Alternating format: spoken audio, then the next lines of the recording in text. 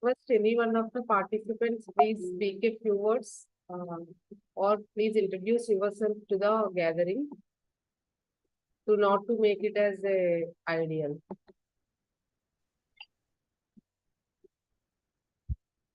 First, any one of the participants, please speak a few words or please introduce yourself to the gathering.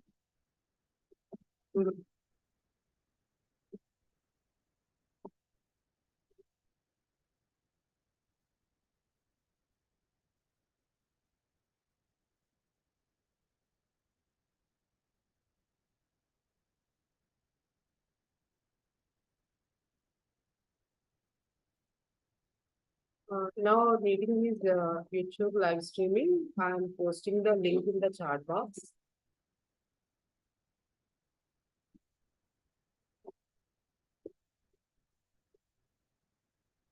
Good evening, Dr. Abhishek, sir. Yeah, good evening, madam. Can you hear me? Good evening, sir. Thank you, sir. Thank you for joining with us.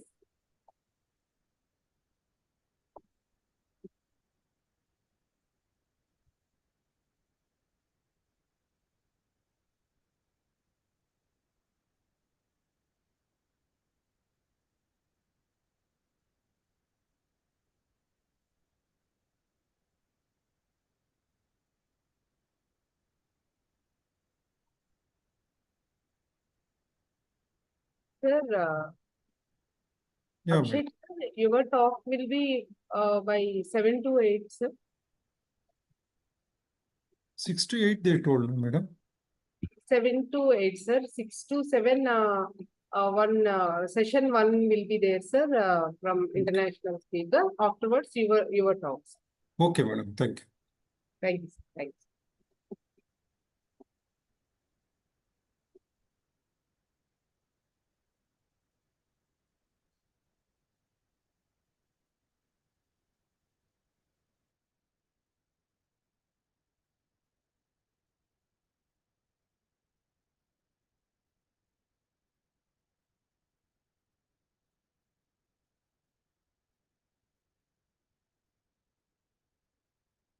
Hello, Dr. Aruna. Sir, very good evening, sir. Just give me. Good afternoon from Ghana. Huh. How are you? Fine, sir. How about you, sir? After a long time. Yes. Actually. Yeah, it's been a long while. Yes, sir. A lot of projects here and there. Yes, sir. But I'm okay. I'm doing very well. And I trust you are too.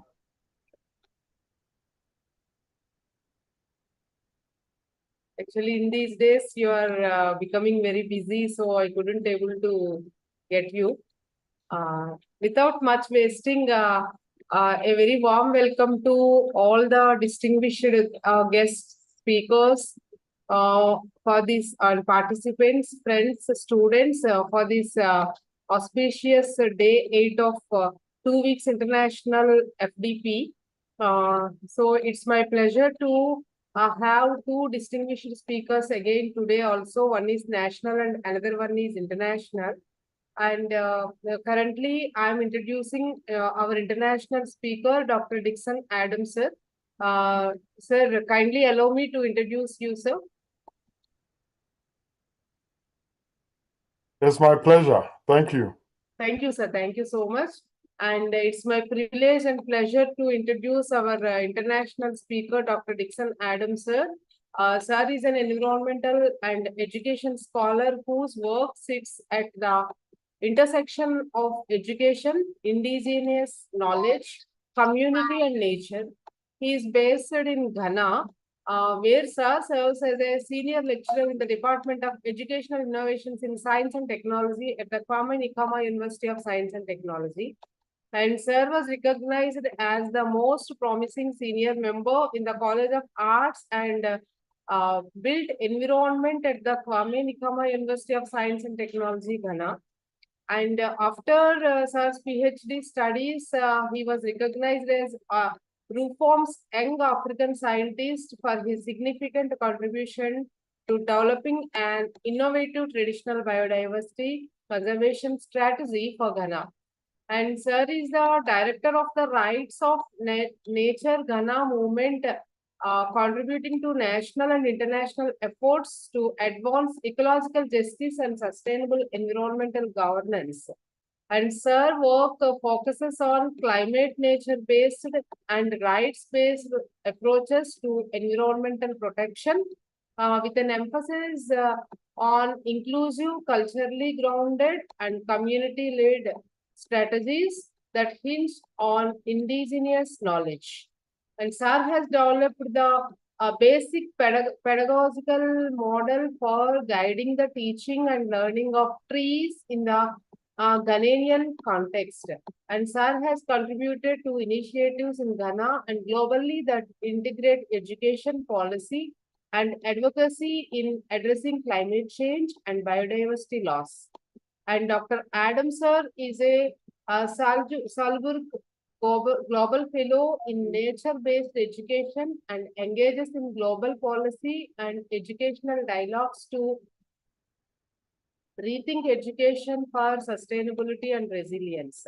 And sir work incorporates eco art and eco museums as innovative tools for environmental education, cultural preservation, and livelihood diversification. And these approaches support ecosystem protection while strengthening community participation and socio-economic resilience. Sir, recent book, Rights of Nature and Earth-Centered Legal Thinking Rooted in African Ancestral Wisdom, aims to offer a conceptual understanding of the concepts of rights of nature by scholarly describing its historical, cultural, ethical, ecological, and legal foundations. This book argues that recognizing the rights of nature is inseparable from broader questions of environmental justice, democratic participation, and social equality. Sir, it's our pleasure to have you, such a wonderful speaker of as one of the distinguished resource person also for this 2-week international FDP. And I can proudly say that Dr. Dixon sir is a chief advisory of our Sidvi Foundation, international advisor and international editor-in-chief of our journal also.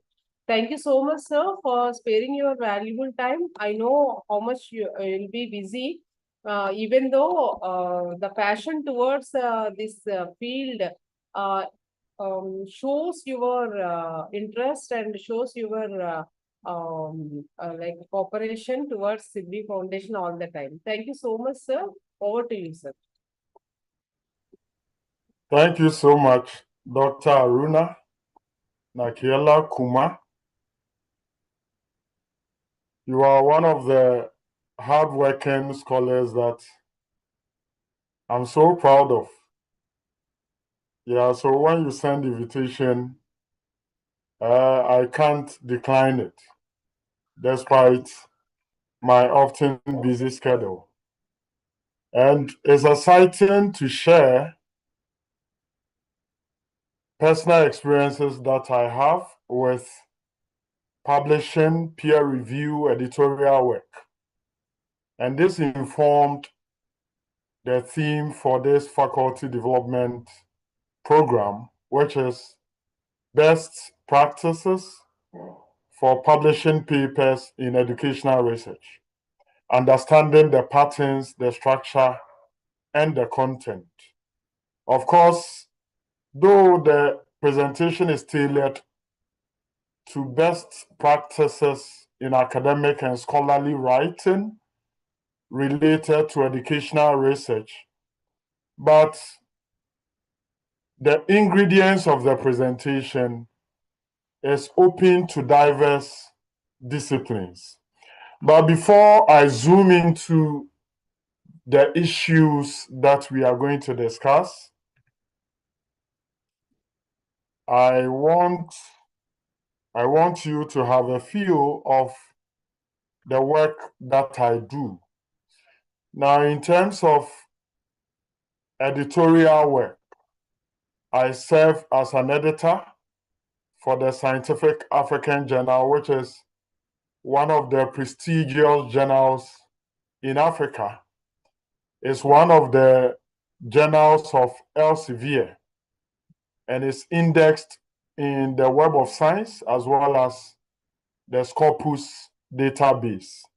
I also serve as a guest editor for Sage Open, which is also indexed in Web of Science and Scopus.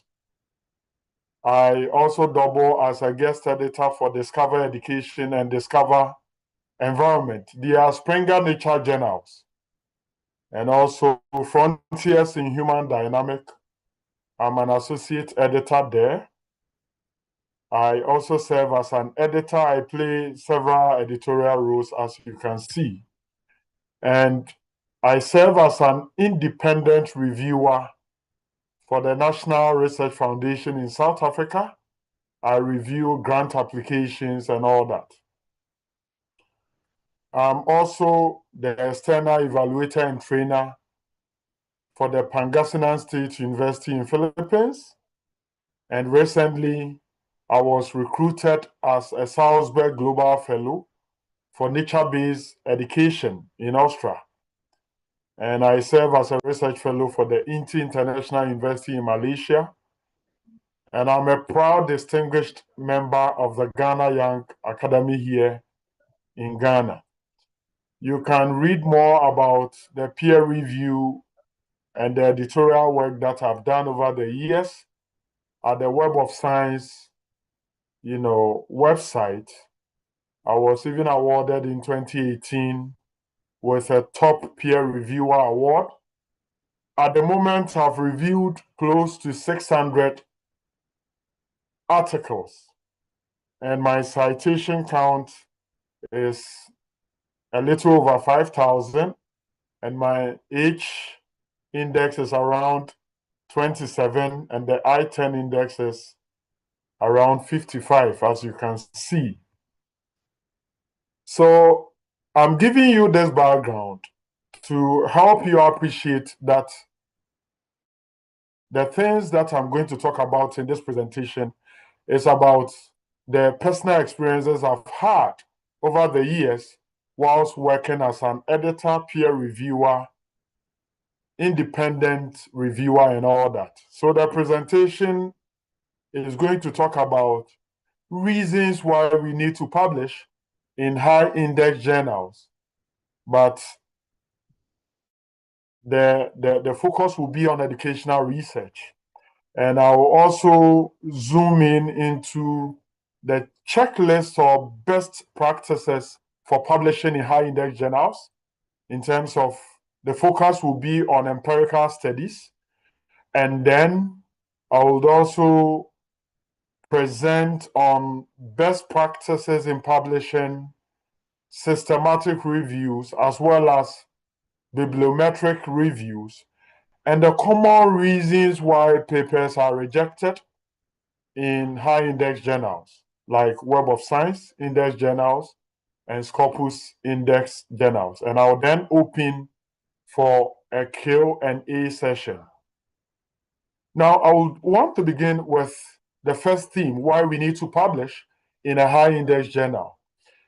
We know that when a researcher's manuscript is accepted and published in a highly rated journal, it's an indication that the paper is good, because we know that high impact journals, when you submit your manuscript, it goes through series of peer review, a very robust system. For some journals like Frontiers in Human Dynamics, the manuscript is sent out to about 3 or 4 different peer reviewers who would comment on the manuscript, and authors are expected to review or revise their manuscripts based on the peer review reports that you receive. And a high level of editorial work is also done, and we also follow rigorous publication ethics.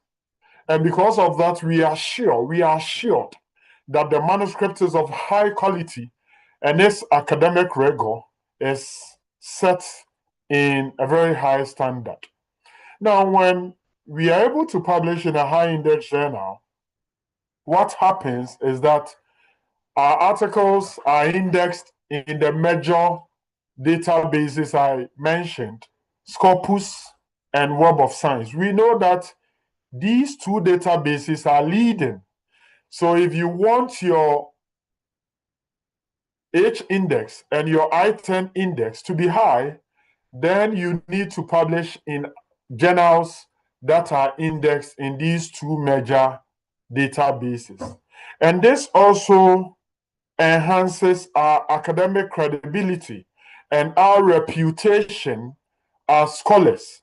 You know, for most higher education institutions, when you are submitting your promotion dossier, they would want to see that you have published in journals that are indexed in Scopus and Web of Science.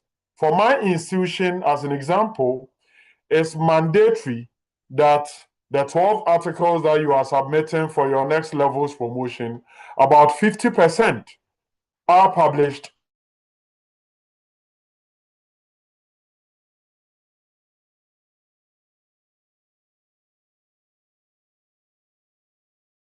in Scopus or the Web of Supervise a PhD published in journals that are indexed in Scopus and Web of Science.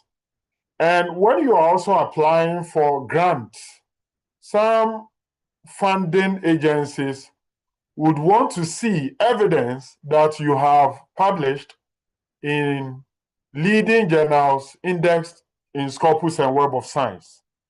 For researchers in education, we know that when we conduct empirical studies that centers on educational pedagogies, strategies, resources, educational theories that are time-tested, and these are accepted and published in Scopus indexed and Web of Science index journals, we would have the chance of being cited by educational researchers because we are given, our work is given evidence-based teaching and learning approaches. So our citation counts ordinarily heightens or rises or increases.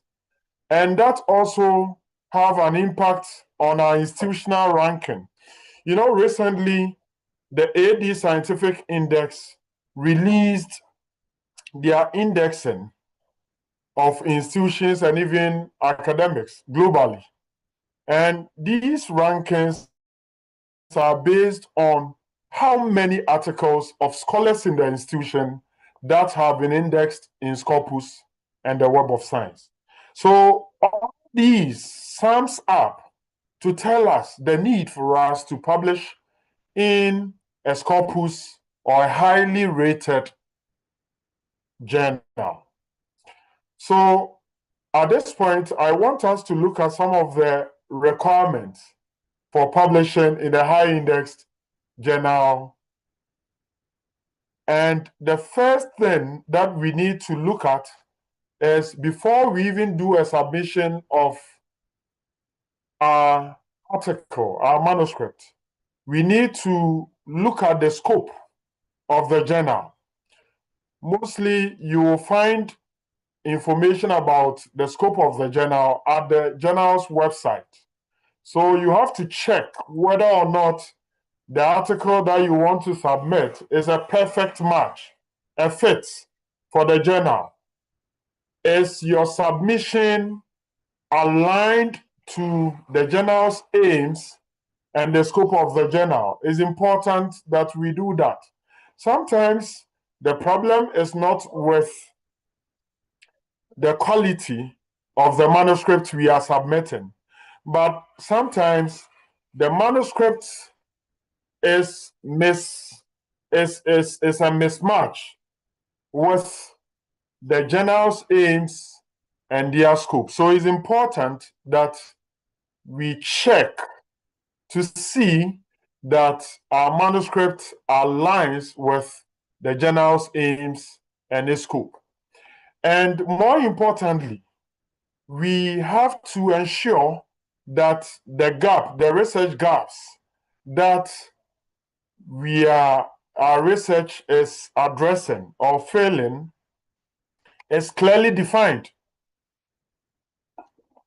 Because every high-rated journal would want to publish an article that is filling a gap which is novel. We don't want to be repeating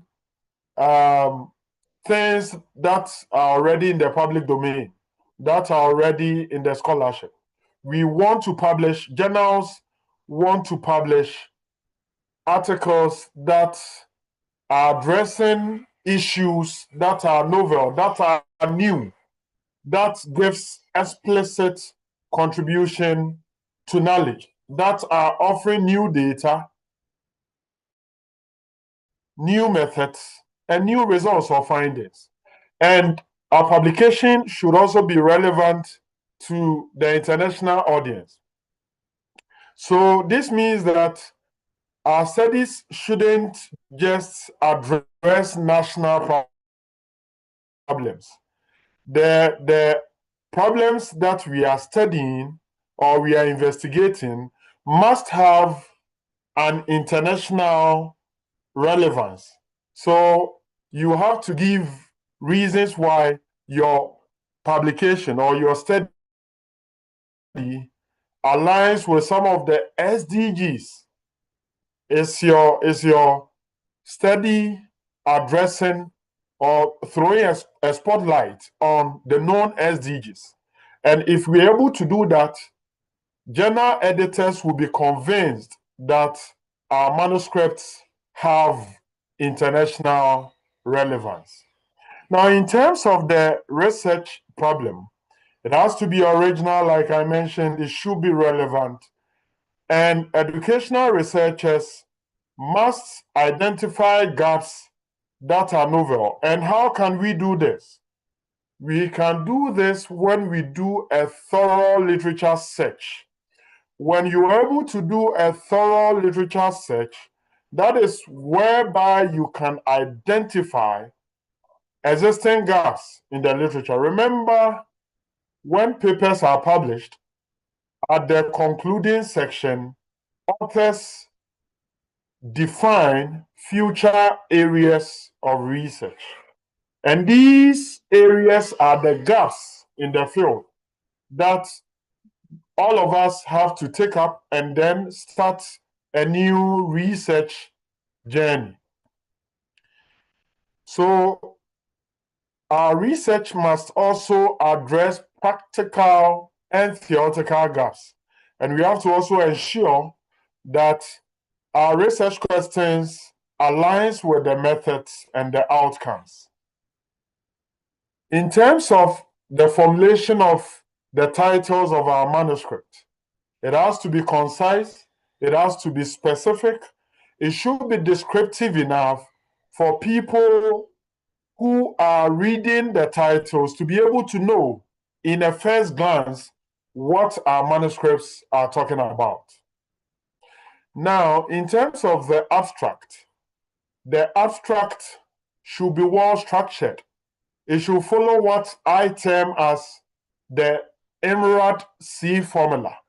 The Emerald C, what it means is the abstract should be a concise form of, it should give a concise form of the introduction, the methods, the key results or findings, a bit about the discussions, and it must also give a strong implication or conclusion. Sometimes, as a journal editor and peer reviewer, I realize that most of the manuscripts submitted to the journals that I serve as an editor or peer reviewer, I note that sometimes the abstract will be missing, the method section will be missing, or the results section will be missing, or sometimes implications of the study will be missing from the abstract. So we must always ensure that the abstract section contains all these important ingredients. It has a section of the introduction, it has a section of the method, it has a section of the results and discussion, as well as the conclusion or the implications from the research. And it's also important that we follow the structure of the abstract by the journal.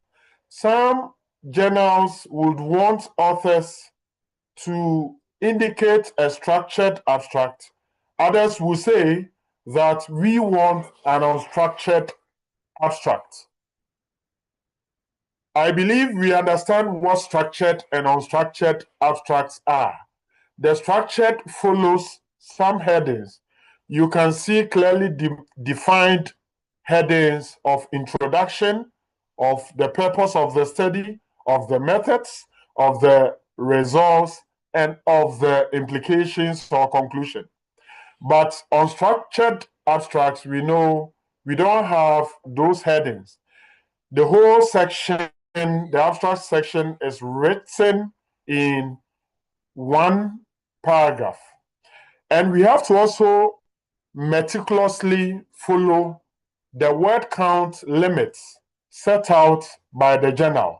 Some journals will say that for us, the abstract has to be 100 word count. Others would also say that we would want the maximum to be 250. We don't want to, write our abstract sections and then go beyond the 250 word count.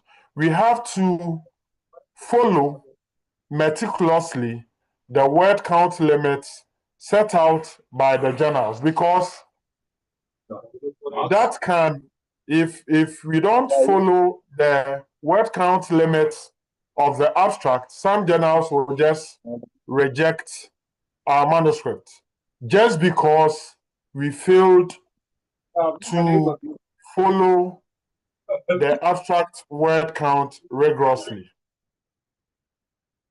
Now, in terms of the keywords for our manuscript, we have to ensure that our keywords aligns with Scopus indexing terms.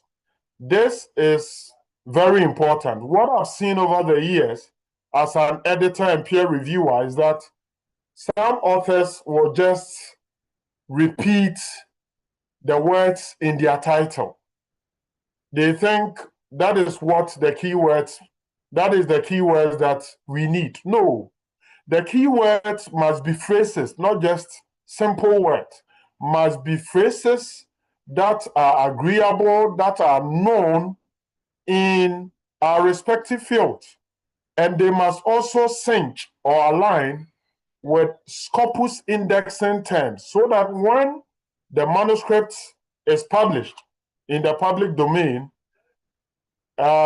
people who conduct different searches will be able to find our manuscripts online.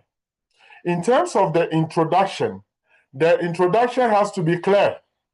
It should offer strong justification. The problem that we are studying should be explicitly stated in the introduction section.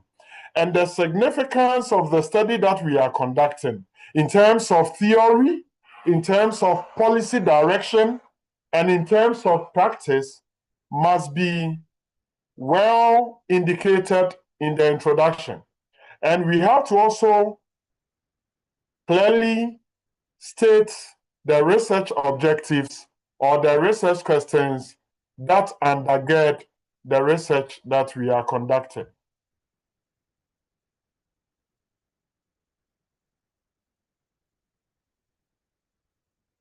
Now, in terms of the literature review section, we have to ensure that the literature that we cite are recent and are published in the last 5 years. So we are in 2026. The literature that we reference must be from 2021, chiefly from 2021 to 2026. We are not saying that we cannot cite seminal, articles that are relatively old in the field. We can, but that should be just 30% of the literature section of our manuscript. About 70% or more has to be recent articles. And as we review the literature, we don't have to just synthesize the literature. We have to identify gaps within the literature so that we can engage with the international literature. It shouldn't just be the articles published in our country. So if I am a Ghanaian author and I'm studying about, let's say, digital technologies, it shouldn't just be articles. I shouldn't cite only articles published by Ghanaian authors, but I have to cite, international authors who have also written on the theme, so that I would engage international, audiences in my literature review section. Now let's come to the methods. When we are writing the method section of our manuscript, we have to ensure that the section has a description of our research approach or design, our research method, the study context, the sampling methods, the sample size and its justification from the literature, the data collection tools or methods, the data analytical techniques. Why are all these sections important? It's important to indicate that other researchers can replicate our research and then get the same or similar, results. Remember that what will make everybody know that our manuscripts are scholarly or academically rigorous is that it should be transparent. The method section must be detailed enough to allow for replication of our studies. That is why we need to explicitly explain the research design that we adopted, the research methods, the study context, the data collection methods, and all that. And we have to justify it from the literature. What I have seen as an editor and reviewer is that some authors will write the method section, but they will fail to justify their appropriateness, justify why they are choosing a particular research design. Why was this study conducted qualitatively? Why was this study conducted quantitatively? Why was this study conducted using a mixed method design? So we have to be clear on all these in our manuscript. Now, in terms of the results section of our manuscript, we should organize them very well. They must be coherent. And how can we do this? We can only do this when we organize the results section under the specific research objectives or the specific research questions. Remember, we define the specific research objectives that the study aims at, answering. So when we are organizing the results section, we have to ensure that the results are provided under each of the research questions or the research objectives. And as we present the data, whether statistical data for quantitative research or textual data for qualitative research, we have to ensure that we supply tables and figures to make the results section clear and relevant. And when we indicate tables in our manuscript, we have to link them up with the section, so that it wouldn't seem that the tables are somewhere and the figures are also somewhere. They must find their relevance in the text that explains them in the results section. And under the discussion section, we have to use the section to interpret the results or the findings. And we shouldn't do this in vacuum. We have to interpret the results or the findings with the existing literature. So we have to explain the differences and the similarities in our findings with what has already been published in the existing literature.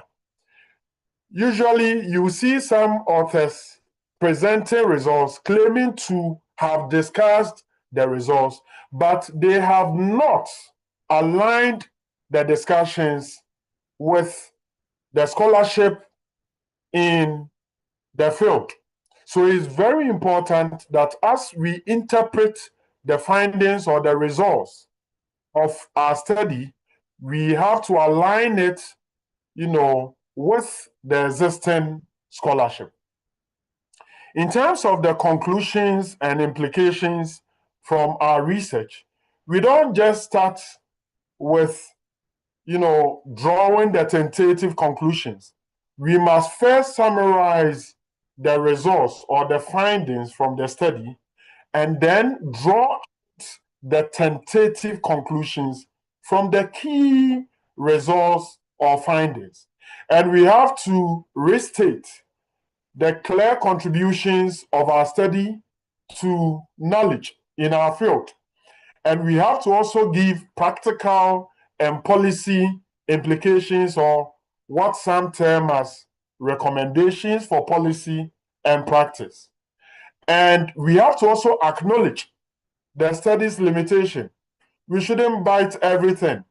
We have to make people aware the limitations of our study. And then we have to also show clear directions for future research. It's very important. We know that research is a cyclical process. So as we end our research, we have to sow seeds for future research. And I've already mentioned the need for us to acknowledge limitations from our research, because it shows that, it demonstrates that as researchers, we are honest, we are transparent. And we have to also follow all ethical, protocols. It's important that we have a section in the method section that shows how we are following, ethics in the research that we conducted. So informed consent forms that were filled by the participants, of our study have to be indicated. And we have to also clearly indicate if we used AI in writing sections of our manuscript. We should have a section that shows how we are declaring the use of AI and the extent to which we used AI. It's also important that we declare all conflicts of interest. And we have to also indicate funding statement. For instance, if the study that we conducted was funded by a certain funding agency, it's important that we indicate the name of the funding agency and the grant number under the ethics section. And we have to also indicate the data availability statement. This is very important for leading journals like Springer Nature, Frontiers, and the like. Because if you don't indicate where the data for your manuscript, your study, is available, maybe you can populate it in a certain database and then indicate the link under the data availability statement. so that peer reviewers can just click on that link to lead them to the supplementary data for your study. Everything has to be transparent. That is the more reason we need to write a statement that shows the data availability. Now, in terms of the referencing, we have to, every journal has their own referencing format or the referencing house style. We need to also meticulously follow the referencing house style of the journal. Some journals use the APA format, others Chicago and the like. So we have to follow it meticulously. This can even result in DEX rejection in most serial journals like Taylor and Francis, Elsevier, Springer Nature, and the like. And before we do the submission of our manuscript, before we submit it at the journal's website, we have to ensure that there is a logical flow of all the sections of the manuscript, from the title through to the abstract, the keywords, the introduction, the methods, the results, the discussion, the conclusion, and the references. There has to be a coherence and a logical flow in all the sections. And the language that we use has to be clear and academic. We shouldn't be using technical jargons. We have to follow academic language.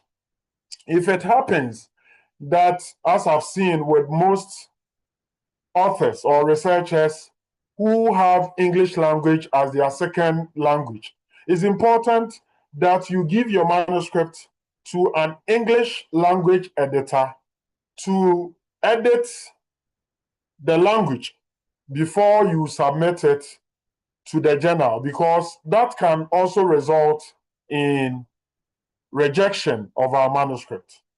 And it's important that as we submit the manuscript, we add a cover letter.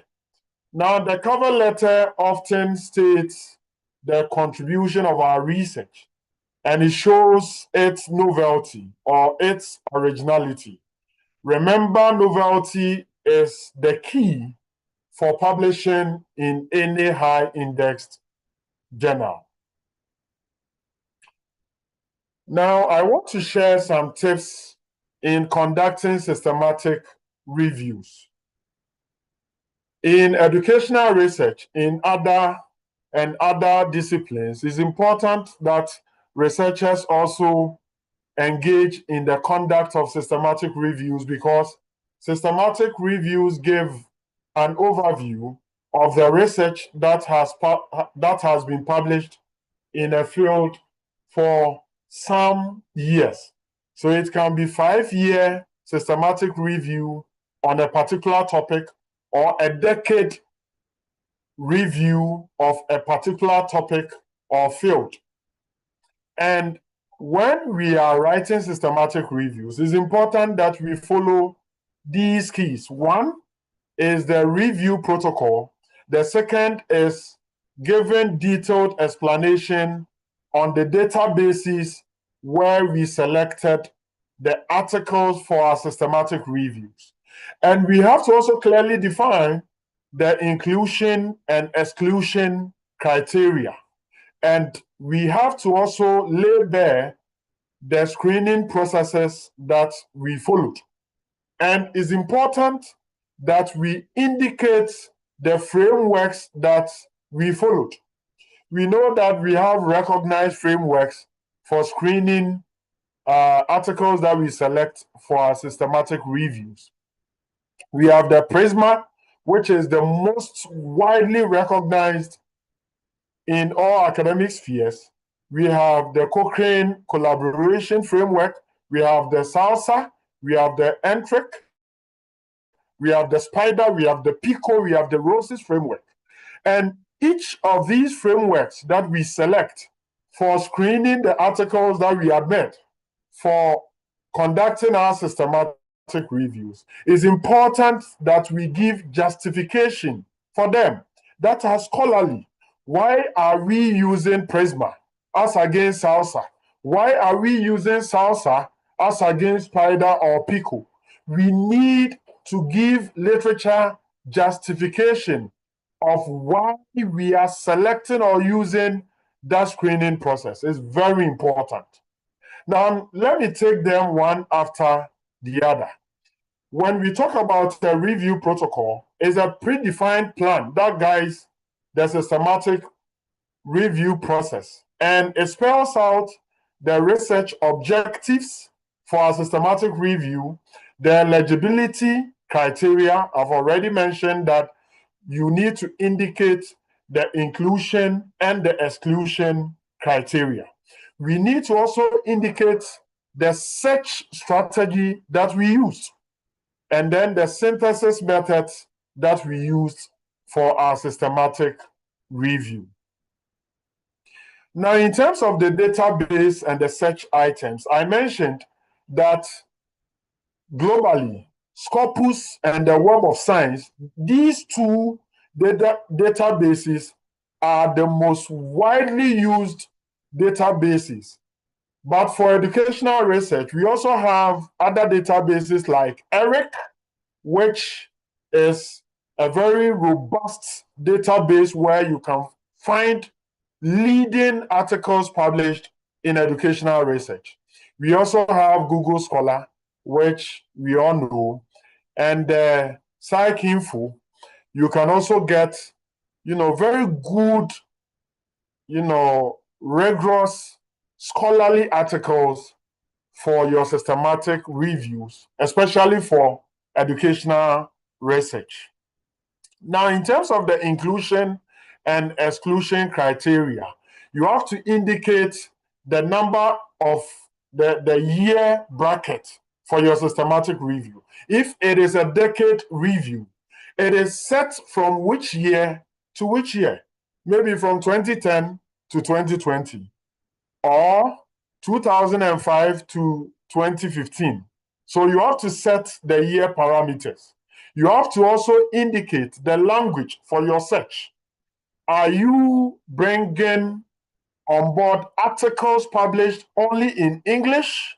You have to indicate it. And is this systematic review global, or is national, or is continental? Is it reviewing articles published in Asia, or in Africa, or in South America, or in North America? All these have to be clearly spelled out under the inclusion and exclusion criteria. So, as I mentioned, you can also include the study type. Are you reviewing only empirical studies in quantitative or qualitative or mixed method? Or you are doing everything empirical? And you have to also indicate this. And you have to also clearly show the exclusion criteria. Maybe for this systematic review, I am not using opinion papers or editorials. I am not using studies that are not within educational outcomes, for instance. These exclusion, criteria has to be set. I've already mentioned the screening, so I'm not talking about it again. If you are adopting Prisma framework, or the Salsa framework, or the Roses framework, you have to clearly indicate use a flow diagram to indicate the steps that you are following. The identification process, the screening process, the inclusion and exclusion criteria, everything in a diagrammatic form, so that peer reviewers can, at a glance, see how the systematic review has been conducted. These are relevant references that you can read more on how to conduct scholarly systematic reviews to get published in a high index journal. Now, back to how to conduct bibliometric reviews. Bibliometric reviews uses quantitative techniques in analyzing the patterns of published articles to see the trends, to see authorship collaborations, to see different citations of articles and the thematic development in specific research niche. It's very important in educational research because it helps us in knowing the hot topics. What I mean by hot topics is emerging topics, trending topics in a field that people want to read, people want to cite in a field. That is the more reason we conduct bibliometric reviews. And like systematic reviews, bibliometric reviews also follow review protocols. You have to indicate the research objectives, the databases that you are searching, the search string or keywords. You have to clearly define the inclusion-exclusion criteria, the screening processes, and more importantly, the bibliometric indicators and the softwares that you used. I have already mentioned the use of Prisma, the use of the Cochrane collaboration framework and PICOS and all that. You have to clearly indicate all these. And the articles, the databases where you select your articles must be trustworthy. I'm still on using Scopus and Web of Science databases because they have articles that have gone through rigorous peer review systems. They are well baked, so you can use them for bibliometric reviews. You can also use ERIC if it is an educational research that you are conducting. You can use Google Scholar sparingly or as a supplementary database because you know Google Scholar can track anything at all, including predatory articles published in non-indexed predatory journals. So we must be wary selecting articles from Google Scholar when we are conducting bibliometric and systematic review. We have to also develop a very comprehensive search string. I've already mentioned the use of Boolean operators like capital and, capital or, capital not, and also the use of truncation symbols, as you can see over there. It expands our search coverage so that we can get more articles published in the area that we are conducting the systematic or bibliometric review. We have to establish the inclusion-exclusion criteria. I've mentioned this. We have to also conduct screening and the selection. And we have to also use appropriate bibliometric software. We can use VOS Viewer to give us a map that shows how authors are collaborating in the field. It will give you that analysis in a graphical way, the keywords co-occurrence, the dominating keywords in a particular field, the citation network. We can also use BiblioShiny, we can use SiteSpace, but the popular one is the VOS Viewer that is often used in conducting bibliometric reviews. But in all the selections, we have to give more nuanced, scholarly justification for our selections. We have to also ensure transparency, high transparency, so that other researchers can adopt our methodology and then reproduce or replicate the same findings that we have gotten. Now, what is the key difference between conducting systematic review and conducting bibliometric review? In terms of purpose, systematic reviews synthesize evidence to answer a specific research question, but bibliometric reviews rather analyzes the patterns in publications in a specific field, the trends and the research structure. And in terms of the focus, systematic reviews are, interested in the content and the findings of the studies, doing a synthesis of these findings or the results, while bibliometric reviews are interested in establishing data on the citations, the authors, and the keywords of the publications.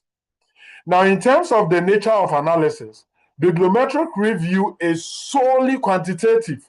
It gives quantitative statistical analysis, but for systematic reviews, you can do either qualitative, you can do quantitative, you can even do a mixed method synthesis. And in terms of the research questions, systematic reviews has to be specific, it has to be narrow. But bibliometric review is more broader because you are focusing on the trends of the publication in the field. So it's more broad, it's more generic. While systematic review is more specific. Now, in terms of the data used, when we are conducting systematic reviews, we often use full text articles. But for bibliometric reviews, we are interested in establishing metadata on authorship, collaborations, and citations. And the goal for systematic review is to determine what the published articles are saying, the evidence they are given about a specific topic. But the goal of bibliometric review is to just give a map to construct the intellectual structure of how a particular research niche, a particular topic has evolved over the years in a field. And the output for systematic review is to establish a thematic synthesis and give evidence of it. But for bibliometric reviews, we are establishing a network of citations. We are given a cluster of the various themes that happens within a particular field. Now, in terms of the common reasons why papers are rejected, I want you to read an article I published in 2024. It is titled, Getting Your Scholarly Papers Published, a guide on how to avoid the top 10 most common causes of paper rejection. This article was published by the Journal of Academic Writing, and this is a leading journal for academic, writing. So I want you to read on it to get acquainted with the top 10 reasons why some papers are published in high-indexed journal. As I conclude my presentation, I want to say that all of us as academics, whether established, whether mid-career researchers, early career researchers, or students, we have to aim at publishing in high-index journals because it is a strategic academic investment. When you are able to publish your articles in high-index journals, you will get the chance of being cited by scholars around the world. You will get the chance of being indexed in Scopus and Web of Science. And people will take you serious when you publish your articles. Scholars must also align with rigorous research. We have to also follow ethical protocols. And we have to also meet journal-specific expectations. Because if we're able to do that, we will find our way, our manuscript, in some of the leading journals. And this will lead to global visibility of our manuscripts and our positions as researchers. It will also heighten the impact of our institutions, and this will lead to a sustained scholarly relevance of ourselves, our institutions, and the articles that we publish. I thank you so much for making time to listen to my presentation. I thank Dr. Aruna for giving me this opportunity to present this research.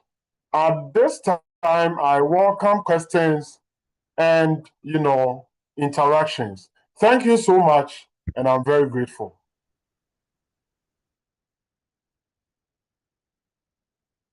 Thank you so much, sir, for clarifying many of our doubts with your presentation. Because publication and documentation is very important nowadays, both for teaching fraternity and research scholars, even students also. So thank you so much for your need of our talk. I request anyone from the participant side, please interact with Dr. Dixon, sir. If any questions or any doubts, or if you want to talk with Dr. Dixon, sir, it is welcome.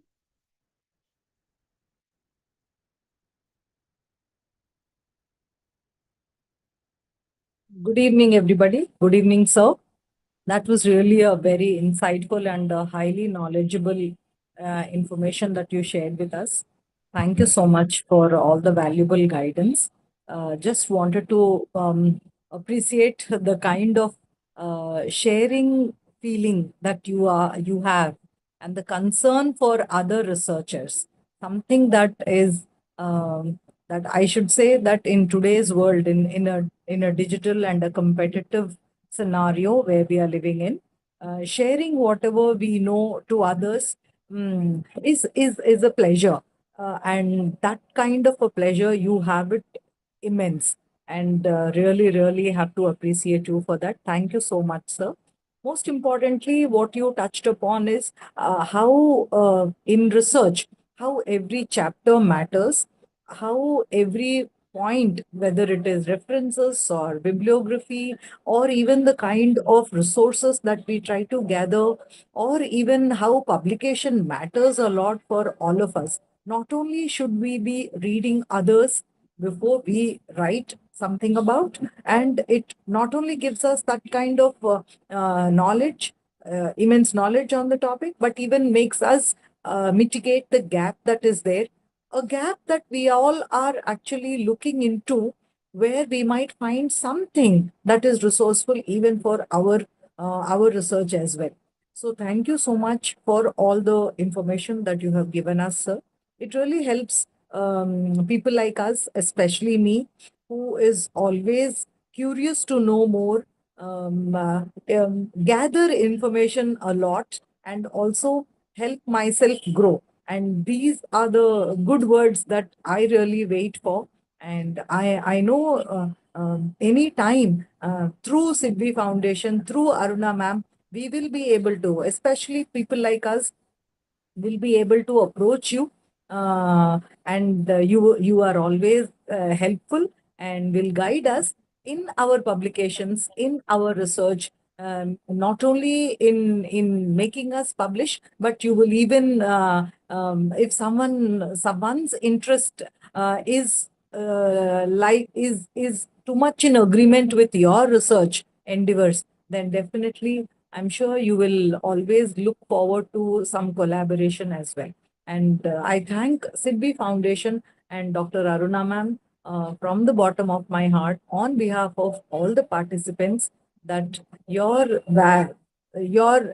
addition of research has given more value. It's not like value addition, but your addition has given more value to the research that we all are doing, and I'm really grateful to you, sir. Thank you so much, sir. You're most welcome. Thank you. Thank you very much. So I'm Thank you, sir. open for collaborations, and you can read more about the works that I've done, articles that I've published, and I'm always available to offer any kind of assistance to anyone who wants to publish in any of the leading journals. Thank you so Thank you, much. sir. I really Thank you, sir. appreciate it. Thank you. Thank you, sir.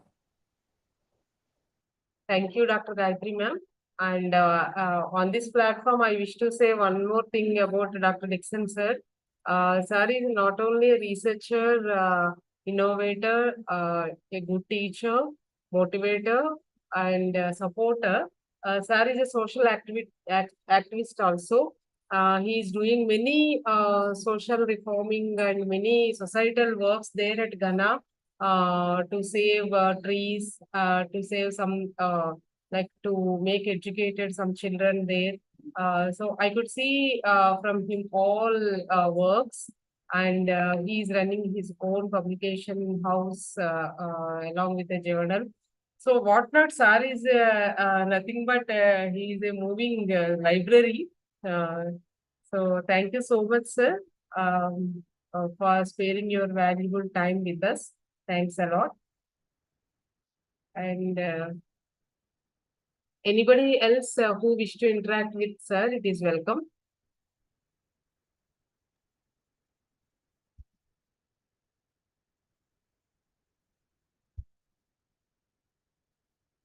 Ma'am, may I? Yes, ma'am. Yes, ma'am. Okay. Sir, just feedback and thanking, sir. Today's related session was truly inspiring and informative. And the way you explained the importance of publication, creativity, writing, editing, and the process behind bringing ideas into print was very engaging and easy to understand. You motivated us to improve our communication creative skills through this session. Also, organizing such a wonderful and meaningful session is really a great thing. As a resource person for sharing knowledge, experiences, and practical guidance with great clarity and enthusiasm is really appreciable. Thank you, sir. Thank you very much. Thank you so much. I appreciate it. Thank you so much.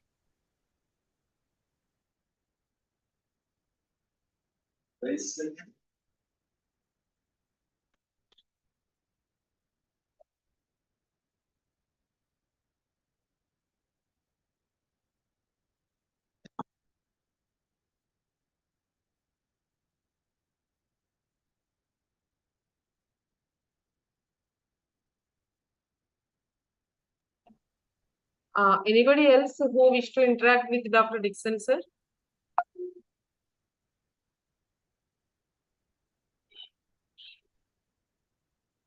Okay.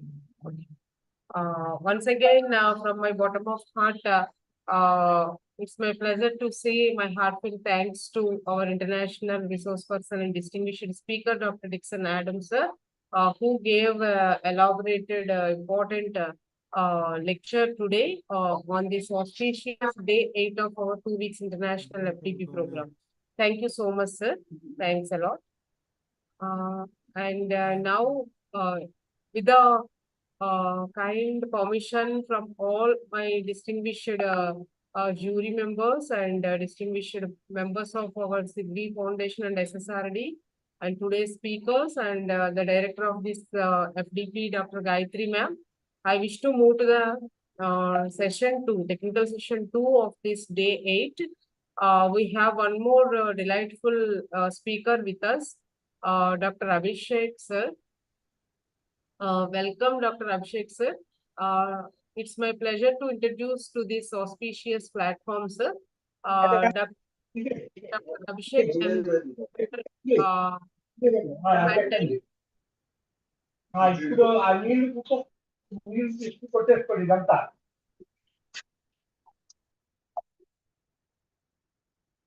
okay. Sorry for the disturbance. Dr. Abhishek MG, sir, did his MBBS and his MD Pathology from Mysore Medical College, Mysore, Karnataka. And sir is having plenty of technical teaching experience and working in AIMS since 2007 to till date in the Department of Post PG Teaching. And sir is having the teaching experience of assistant professor over 5 years and associate professor 5 years and professor from 2018 to 22 and professor and HOD from 2022 to 26 and professor for first grade from 2026 to till date. And sir had published around 34 research papers in various reputed journals, and number of postgraduates guided about 10 members, and PhD scholars guided about 2 members. And sir had received many awards. One of the best award is Incredible Academician and Research Award of Researcher of India, and Incredible Young Researcher of India, and from renowned in its premier institutions of India and all abroad also. And sir is having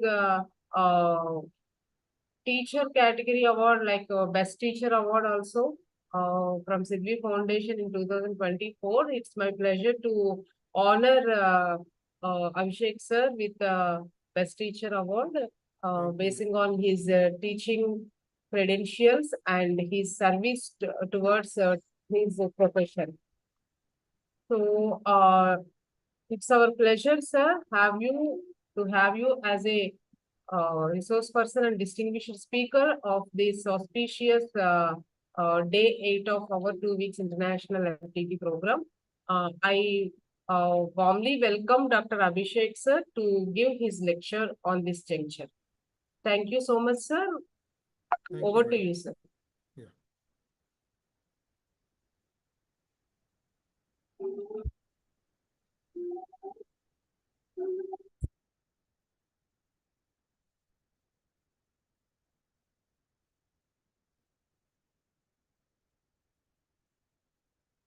So, good evening, dear participant. I am Dr. Abhishek, professor in the Department of Pathology at AIIMS. Today, I will be speaking on a very important topic and rapidly evolving topic, that is teaching, innovation, and educational technology integrations. You all know education has changed dramatically in the last few years, especially after the COVID era. You know, we faced COVID for almost 3 years. Earlier, the teaching was mainly teacher-centered, where student listens passively, but now learning has become more interactive, flexible, and technology supported, and also student centered now. So now today learners are digital learners. I'm a doctor. Most of the patient whom the patient visit to my clinics are Google patients. Before coming, they will search possible causes in the Google and also the treatment for that cause. And finally, they will come to my patient as a patient. Similarly, nowadays, the learners, especially students, they are digital learners. They learn through videos, quiz. Now simulation lab is there through simulations and various mobile apps and also collaborative platform. Therefore, as a teacher, we must evolve from simply delivering information to creating a engaging learning experience. Okay. So in this presentation, I will be discussing about modern teaching innovations, role of educational technology, practical tools. What are the challenges we will face in these teaching innovation and education technology integrations? What are the benefits we'll get, and what is the future trend in education? All this we'll discuss in today's session.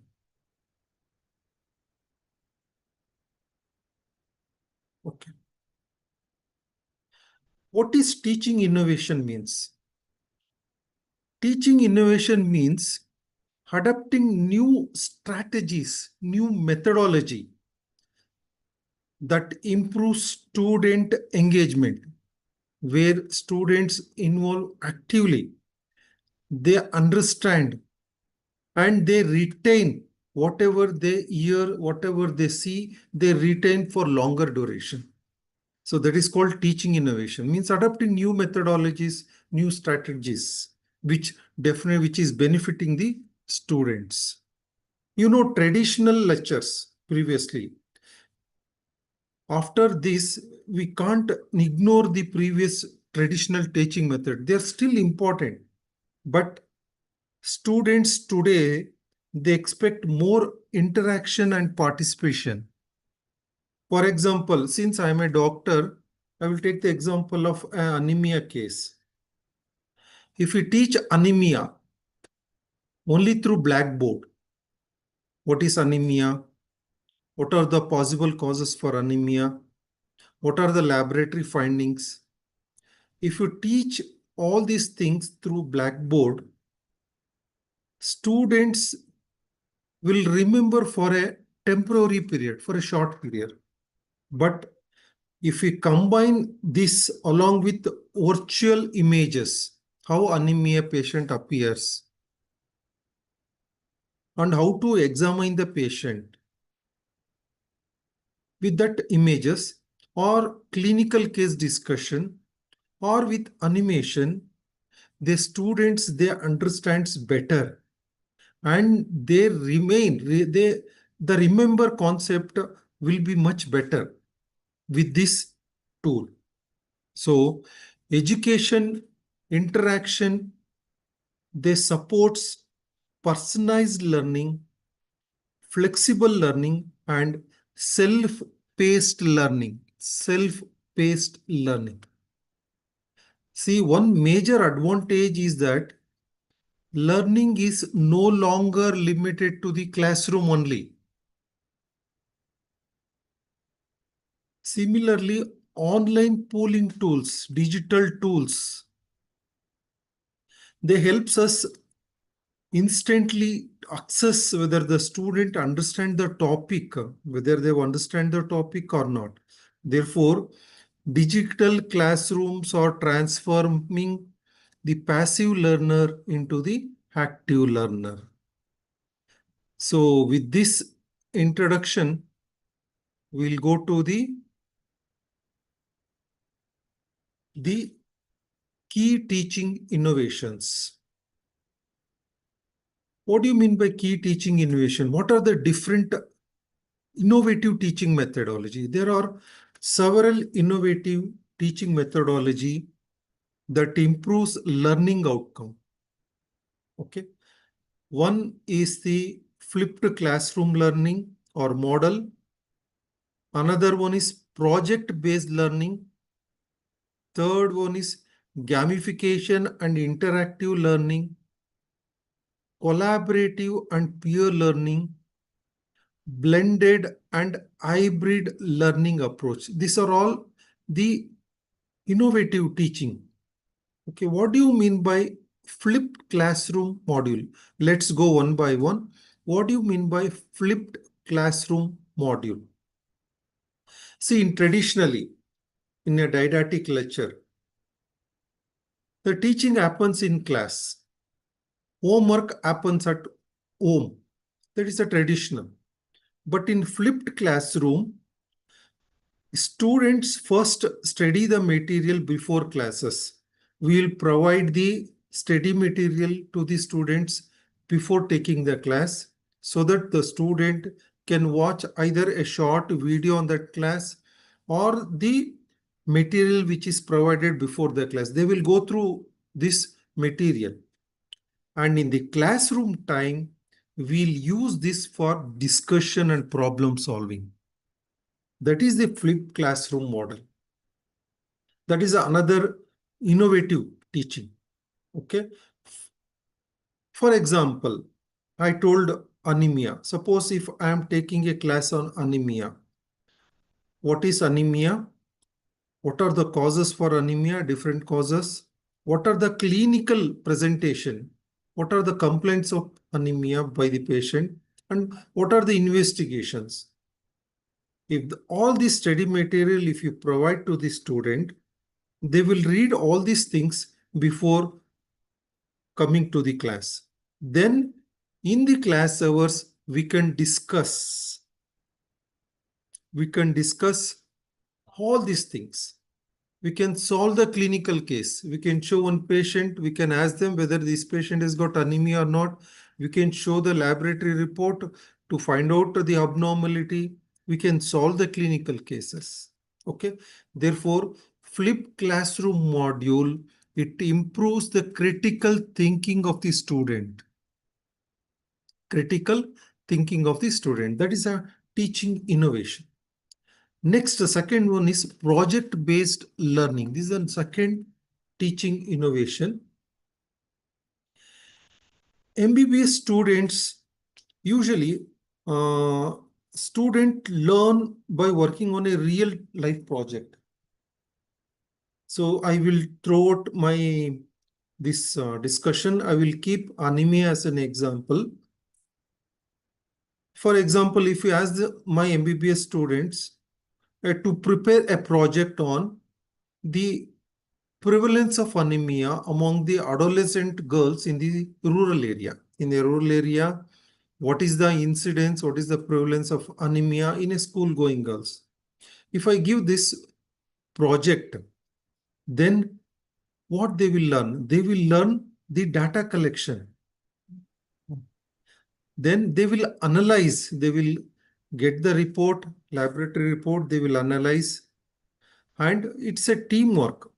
So some student will collect the data material, some will collect the laboratory report, and they will communication skill. So this is the project-based learning. Overall, with the communication, discussing with their peers, they will learn. This is the project-based learning. Next one is gamification and interactive learning. What do you mean by gamification? This means using game elements in the education. Games, we play games, no, like the games element in the education. For example, using Kahoot quiz after classes. This is a type of game, but it's a quiz. It's a Kahoot quiz because students become excited. If you introduce this gamification, students becomes more excited because score appears instantly. Once they answer, immediately the score will come.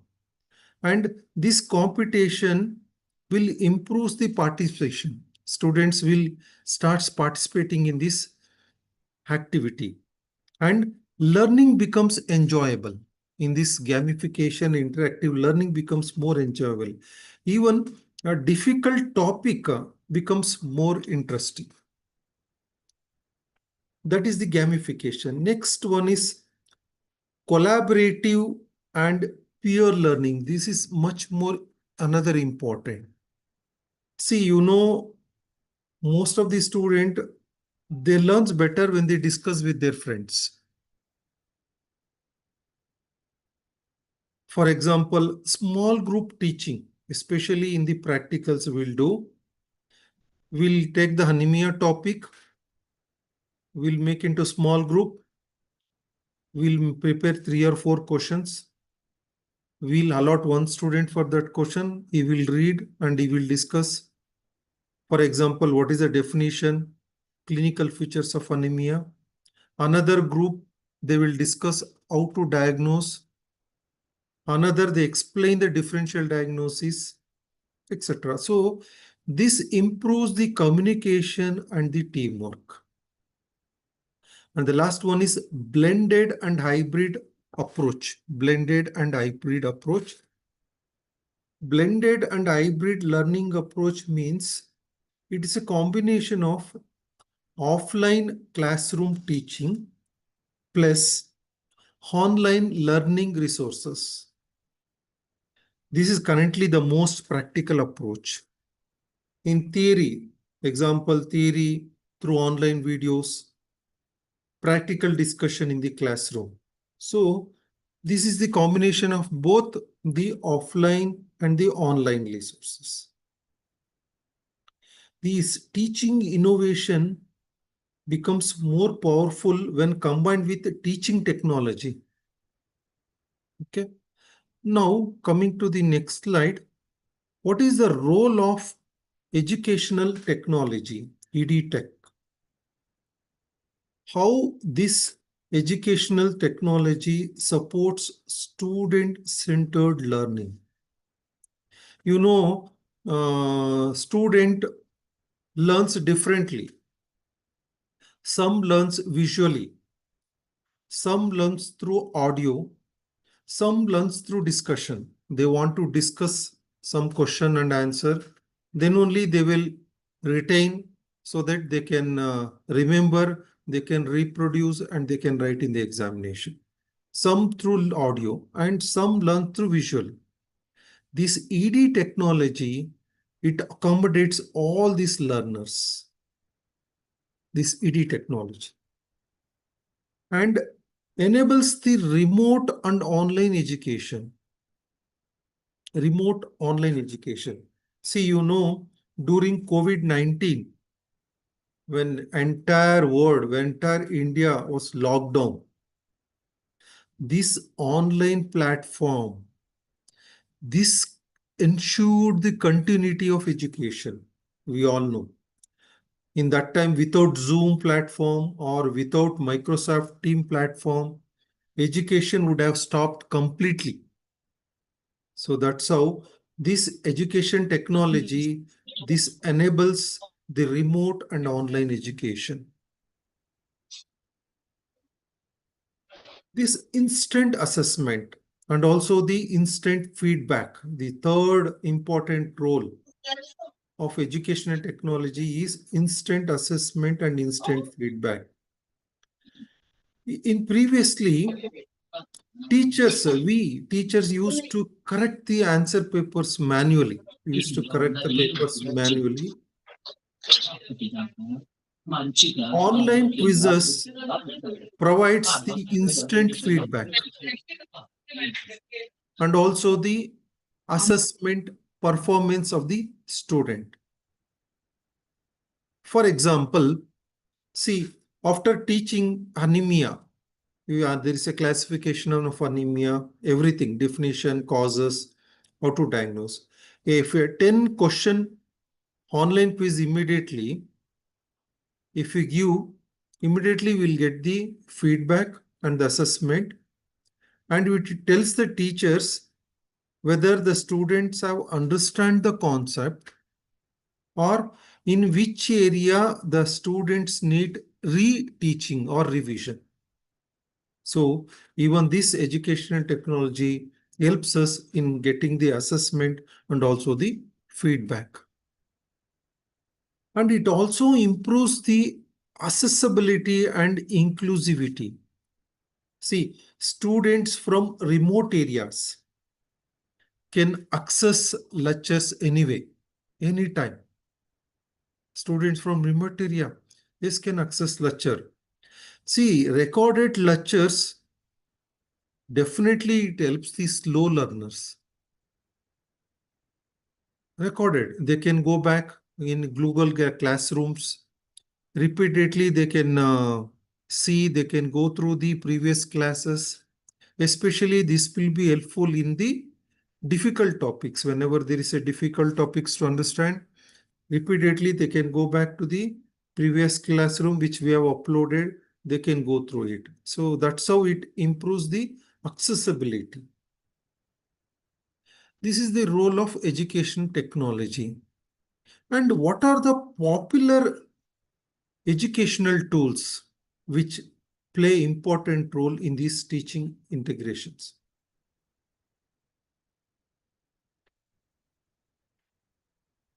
There are many useful educational tools available today. One is learning management system, Moodle, Google Classroom is the one popular tool. Next one is interactive tool. I told you Kahoot, gamification, Mentimeter and quizzes. This is another tool. Next, video conferencing. Platform like Zoom, Microsoft, what we are doing now, webinar, lecture, everything. Then content creation tools. Canva and Nearport. These are the popular educational technology tools. They are very useful education technology tools which are available. So coming to this learning management system, examples, Motley and Google Classroom. See, this platform helps to upload the notes. It helps to give the assignments, quizzes, even we can take the attendance, and also it helps in communication with the student. So some images of anemia, patient's image, and the assignments can also be uploaded for the students. That is another advantage of LMS. Next one is interactive tool, that is Kahoot. Example, Kahoot. I told you Kahoot is a game-based quiz platform. Mentimeters. It is used for live polling during presentation. Means if you ask some question during the presentation, suppose what is the normal hemoglobin percentage in a normal adult, the student can answer through mobile phones. So that is the Mentimeter. Quizzes, that is a self-placed quizzes. This tool increases all these tools increases the student engagement tremendously. It will increases. Next one is the video conferencing. The two platform, well-known platform is Zoom platform and Microsoft Teams. So both will help in online teaching, even Viva OC, webinars, and case discussion. It is helpful for this type of lectures, Viva OC, webinar, and also case discussion. Next one is content creation tools. Canva. I think so many are familiar with this terminology, Canva and Nearport. You all know Canva. It's excellent for creating attractive teaching slides, images, excellent images, and infographic you will get from this Canva. Nearport. See, this allows interactive teaching embedded with quizzes and videos. Okay, this modern, whatever I told, modern teachers are not only educators, they are content creators. Okay, so finally, what benefit do this innovation provide in a real classroom? That is a one important point. What benefits will get? So coming up to the next slide, what benefit do this innovation provides in a real classroom? Yes, there are multiple benefits of interacting technology into teaching. So there are multiple benefits in integrating this technology in the classrooms or in the teaching. One is increasing the student engagement. Definitely, students actively participates. They are more actively involved in this type of technology teaching. Okay. So interactive visuals, polls, animations, quiz, all these things, they maintains the attention of the students. Students, teacher eye contact will be maintained. Okay. Next, second benefit, more benefit is it encourages self-paced learning. See, I told you, no, students can revisit multiple times. We have already uploaded our teaching in the LMS. Okay, they can revisit multiple times. When it will be useful?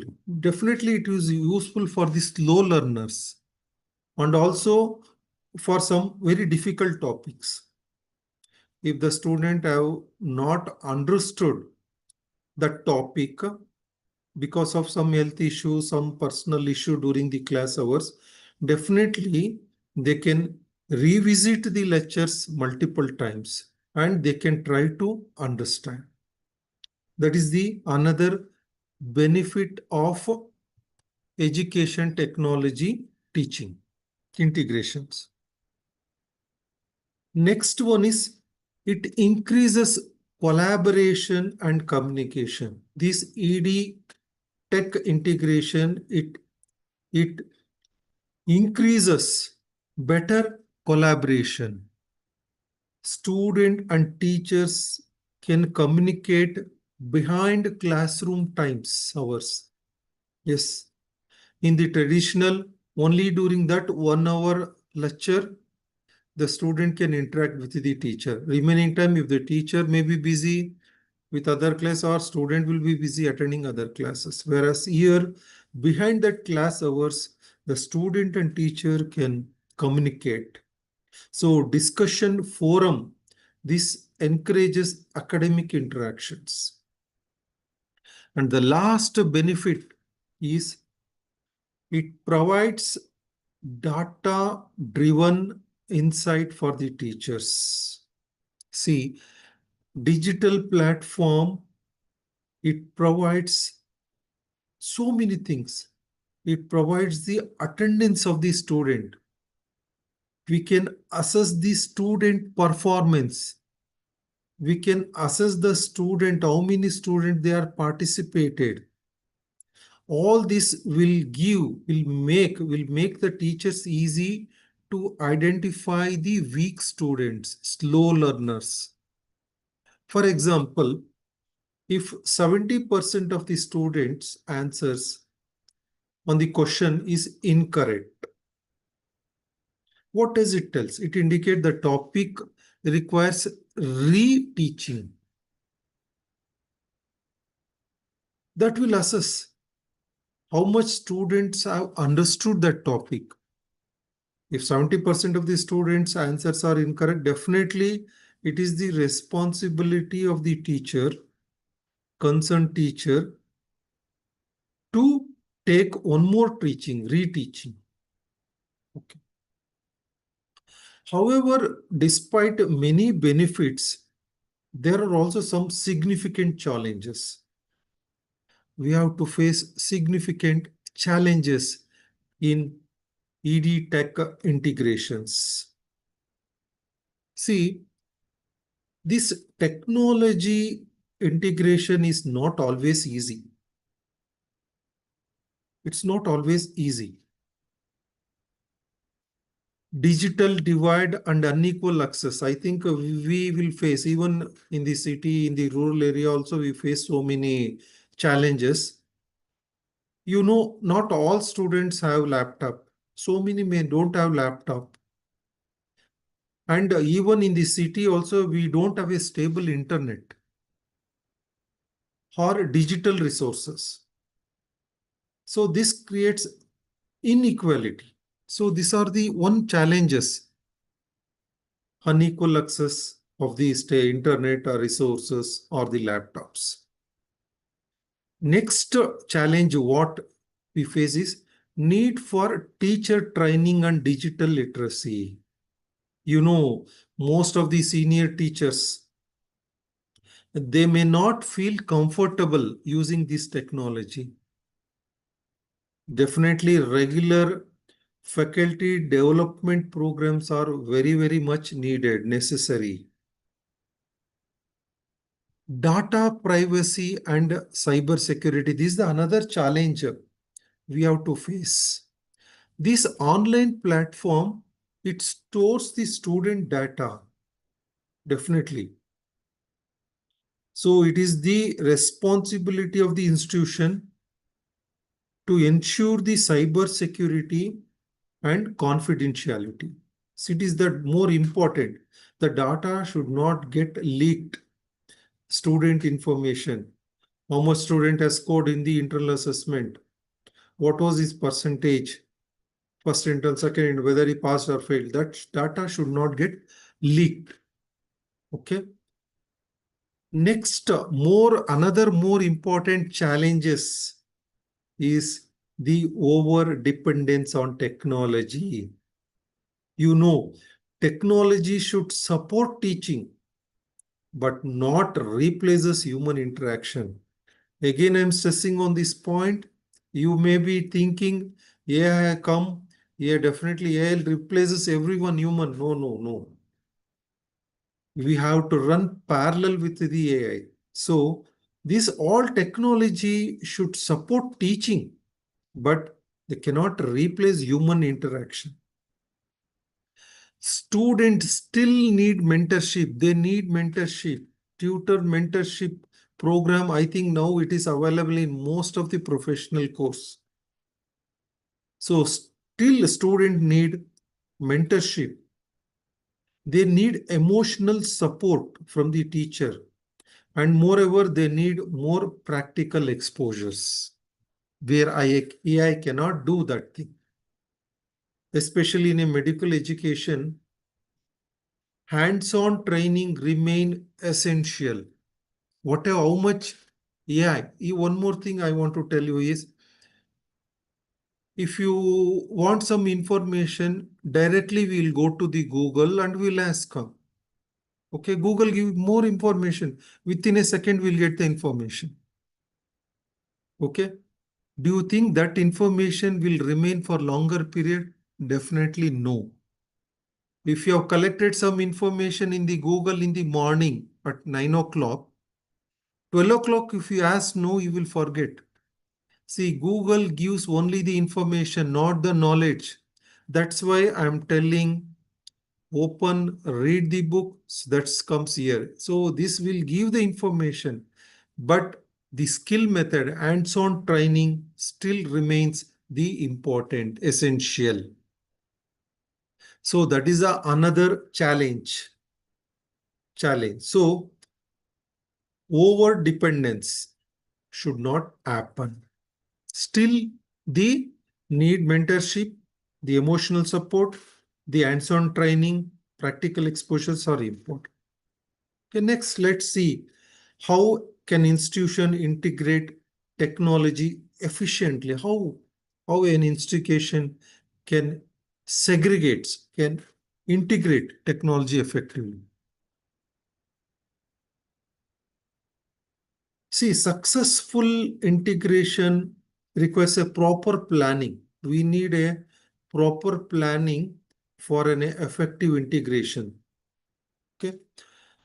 Align technology with the learning objective. See, technology should solve education problems, but not just look attractive. It should not be just attractive. It should solve the problems. Example, see, visual, virtually images is useful because it improves the interpretation skill of the student. If you show, see, you have to check the anemia, you should check the pallor, lower conjunctiva of the eyeball. This will be there. You have to see the frenulum, we have to see the nail bed. Okay, these are the palpitation, these are the complaints of the patient.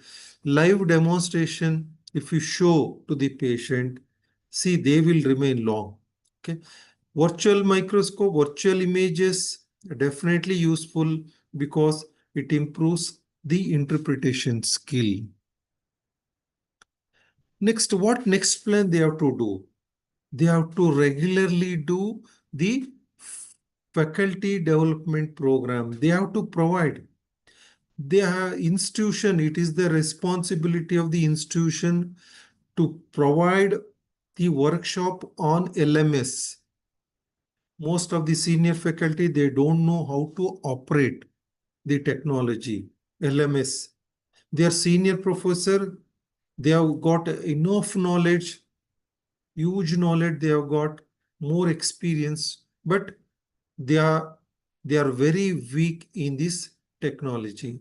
So to overcome this challenge, it is the institution responsibility to provide the workshop on LMS, AI tool, artificial intelligence tools, how to conduct online assessment, how to take attendance online, how to create the content.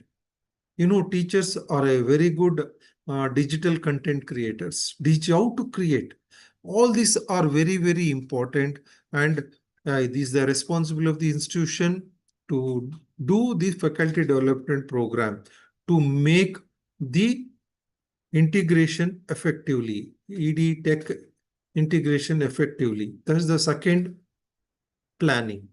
Third one is use interactive and inclusive digital content.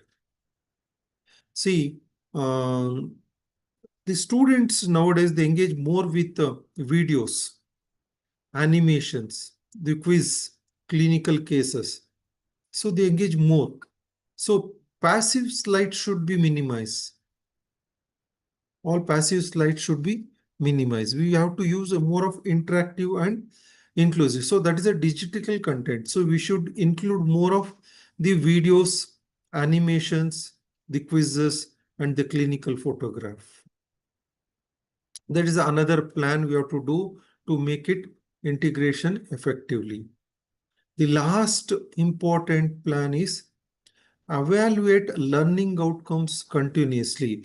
Whatever the new methodology we use, new program we do, okay, the outcome should be there. We should assess the outcome continuously. We must regularly assess whether the learning outcomes has improved, whether students are satisfied, and their academic performance. Suppose if we introduce a new technology, teaching technology, if 70% of the students have failed, what does it tell us? The technology. Okay, so when you want to implement, we have to modify the technology. So similarly, the more important plan is we have to assess the learning outcome continuously. That is the more important to make the effective integration. These are the plans we have to do. Now let us discuss the future of education. Future of education. See, in future, the education will be technology enhanced and highly personalized, definitely. So this is the one showing the modern digitalized teaching. Modern digitalized teaching. Okay.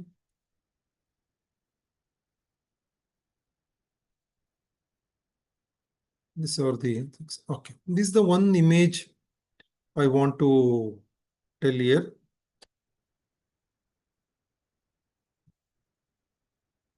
See this image, what the glowing brain, what I have shown.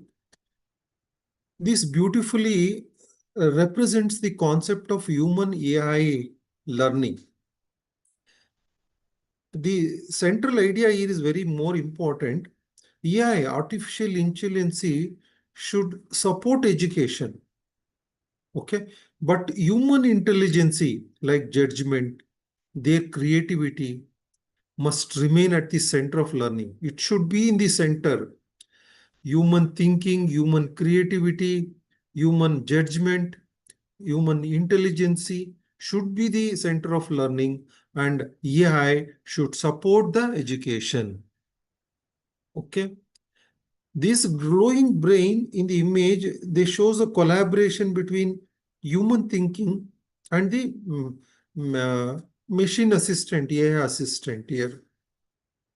So what I want to tell is the future education is not AI replacing the teachers, but rather AI assisting teachers and students. So don't we, as a teacher, AI, they cannot replace the teachers.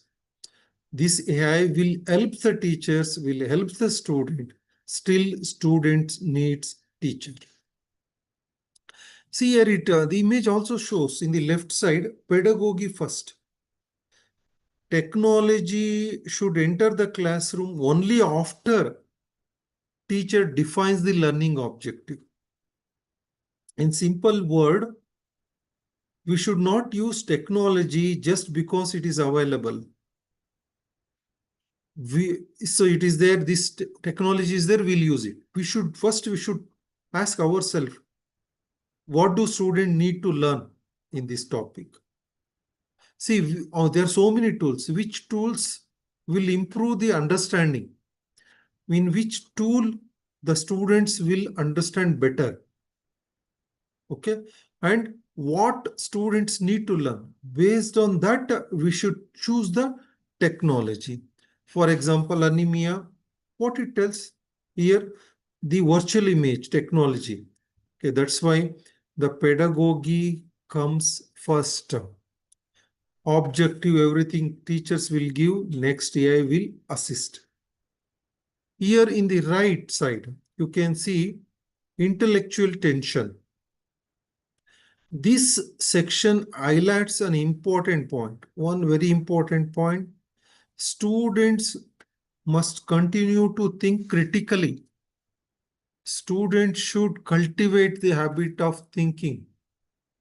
They should raise the question why this is happening.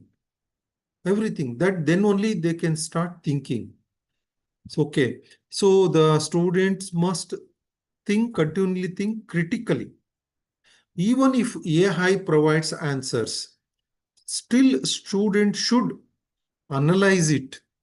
They should interpret, they should synthesize, and they should apply knowledge. See, now if you feed the ECG report, ECG film, X-ray film to AI, AI will tell, yeah, here is a fracture, this type of fracture, even treatment, everything will tell.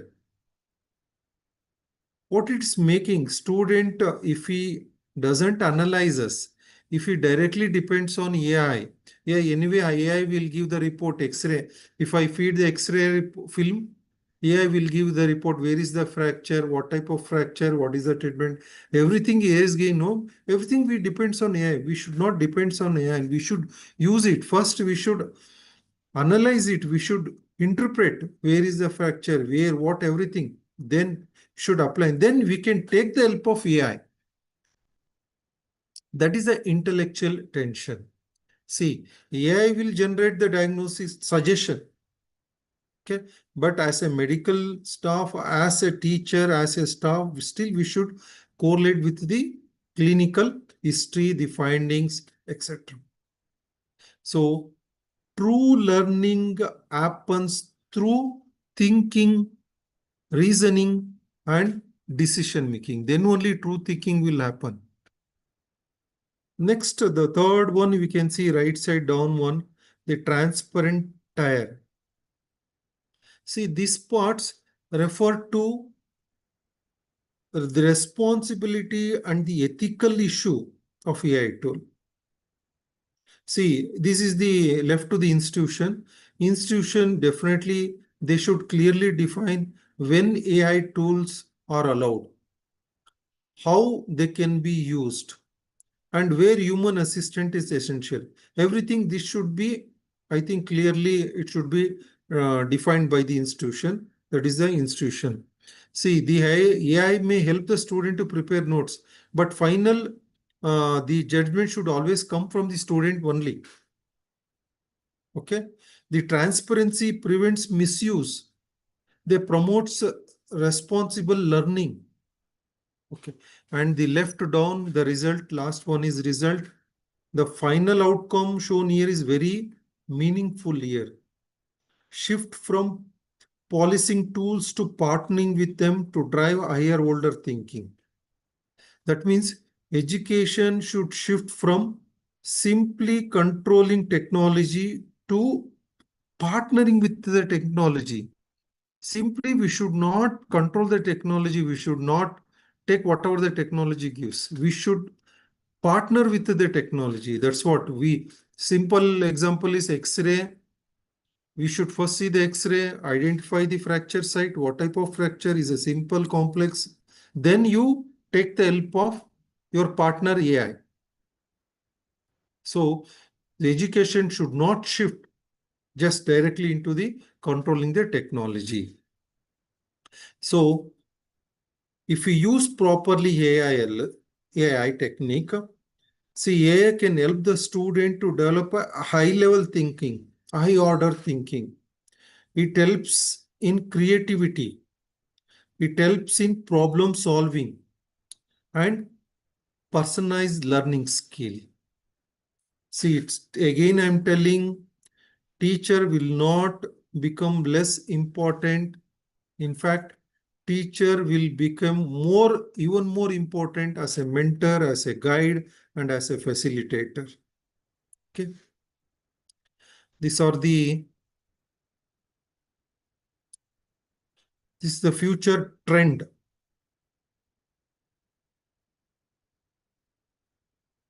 Future trends. What are the future trends?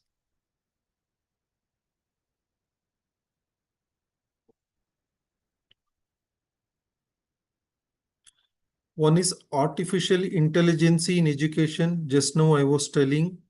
Okay. These are the trends in future. See, the future of education will be technology enhanced type of teaching. This AI, how it helps in education means it helps in generating the quizzes, summarizing the notes, providing tutoring, etc., is very common. Next, virtual reality and augmented reality. These are the future trends in education. See, this helps in student exploring the, since I'm medical, I will tell anatomy. Anatomy means it is the normal body parts, normal body parts.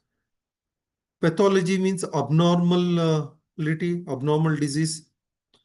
Surgical procedure, no, operation theater. All this through image students walking through a virtual histopathology, virtual operation room. That is the virtual reality and augmented reality. Adaptive learning platforms. Okay. Systems now adjust the difficulty level, whatever the new LMS system, whatever the AI tools know. This system, new technology tool system, they adjust difficulty levels according to the student performance. Weak students receives additional support automatically. Suppose, see, if you prepare a question of entire syllabus, 10 marks questions you will prepare on one topic, some 10 questions you will prepare. In that 10, you will mention it's an high level thinking. Okay, it is a must know topic, like that. And if you request AI to prepare a question paper, 5-10 marks question with must know topic, with high order thinking, definitely it will prepare. Similarly, this system will also adjust the difficulty level according to the student performance, because it's seeing the student performance and it will adjust difficulty. So weak students, they receive additional support automatically. This one alert will get, and they can revisit the classrooms where we have uploaded. Learning analyticals and personalized education. These are the future trends. See, data analysis helps to predict student performance. I told you the learning gap between the slow learners and moderate to high learners, risk of failures. So this allows the teacher for the early intervention. Early intervention. This is about the future tools integration. These are the plannings, teaching innovation, ED technology integrations for the 2026 year mayor. This is the AI power, collaborative tools, data analysis. Hamira AI, we have Gemini AI, we have ChatGPT, so many. I think you all know. These are the responsible technology. These are the key trends. Okay. So, to conclude, teaching innovation and educational technology are reshaping the modern educations. Okay. The main goal is not to replace the teachers, but to empower the teachers. So technology becomes meaningful only when combined with good pedagogy. We have to go active learning and human mentorship. As an educator, we must continuously adapt and evolve to prepare students for the futures, especially in the medical education and technical education. Innovation can significantly improve the clinical reasoning, the practical understanding, the lifelong learning skill, etc. So continuous adaptation is essential for the future ready. So thank you all for all your attention. I would be happy to take a question or any discussion. Any doubts?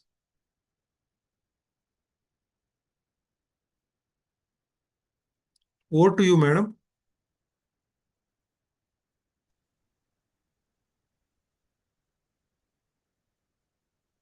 Thank you, sir.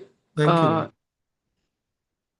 You presented whatever you presented here, we are all using in undergraduate and postgraduate Okay. education institutions also. Yeah. And according to NEP 2020, that Yeah. the key learning objectives, whatever you present here, no, that project-based learning, it is very important that every student should do research. Yes, ma'am. Research, and you covered all the present and past tools. That a number of tools are there in internet era, but Google Classrooms, quizzes, and we are all used, and also that Andhra Pradesh Commissionerate of Higher Education also trained all the teachers in AI tools also, and you Okay. covered all these things. Thank you, madam. It's a very nice presentation, sir. And thank you. Thank you, Dr. Abhishek, sir. Thank you, madam. Thank you, Dr. Rajni, ma'am. Anybody else who wish to interact with Dr. Abhishek, sir, it is welcome. Because it's a very good presentation and very needed by all the teaching and research scholars. So anybody from the participant side wish to interact with Dr. Abhishek, sir? Good evening, sir. Good evening, Good ma'am. evening. Yeah. So that was really a wonderful session that we had. I Yeah. never knew, belonging to social sciences background, or not, I should say, restricting myself to an academics which is more related to maybe technology, social sciences, as well as the liberal arts. Never knew that this digital era, technological advancement, even in education, has spread out, or has even gone into medical education Yeah. as well, Yeah, which ma'am. you really, I'm so delighted to hear We so are much using from this. you. Yeah, we are using the LMS platform since that COVID era, madam. Yeah, that's what. Maybe COVID has not only Yeah. taught all of It us, changed that even in education. medical, Yeah. even in medical education too, doctors have gotten this kind of usage as a tool to deliver knowledge to the upcoming and even to the next generations. I'm Yeah. just so very thankful to you, because you have made something which I never knew. I never even understood this point from my little knowledge. I never thought about that. But thank you so much for giving me this kind of some kind of a concern that now I should even think about. But the way you started was really very nice. These days, patients are overloaded with what they think that they have, and then approach the doctor. These days, Yeah. we have seen that. They check on Google and then they approach Yeah. the doctor, Yeah, which we are was, getting Google patient, madam, nowadays. yes, sir. Yes, doctor. Before Yes. coming for headache only, small headache, Uh-huh. they will come Uh-huh. with everything. Finally, they will keep that brain tumor is the thing which he is having. He will come with, Uh, and he only yes. suggests that, sir, I will get one MRI done. So all this is happening. Yeah. So very nice. Thank you And so much, another sir. thing is that Google information, madam, whatever we collect, no, it will be a short term only. Whatever Uh, information we'll get now in Google, it will be there for uh, temporary. After noon, if you think, no, what I searched, we'll forget. Suppose yeah. if you open everything, book everything, no, it will remain for longer duration. So Yes. you should take the help. First, we have to think, we have to analyze, we have to prepare lecture, everything. Then we have to take the help of AI. AI, yes. It should be complementary, but Yeah, not a parallel. replacement. It's not a replacement Yeah, of it's not a this thing. replacement. And the second part is the ethical concept, which Yeah, we already know here yeah, through AI in engineering field or technological field, or even in biosciences field everywhere. We have understood the ethical concept. Even last week in Dr. Prakash Rao Kollaram sir's lecture, he was also talking about cyber security and all. That really plays a major role, even in yeah. medical education Yes, as yeah, well, if we know, because a doctor's guidance can never be replaced, yeah, even for the future doctors. Uh, yeah, no AI or no digital learning can actually help them get the knowledge what they get through direct in-person education. That yes, yes, teacher tutor kind of a combination can never be replaced. Thank yes. you so much. Thank you Thank you, so man. much. Thank you. Thank you, Dr. Abhishek, sir. Thank you, Thank you, Dr. man. Gayatri ma'am. Anybody else from the participant side?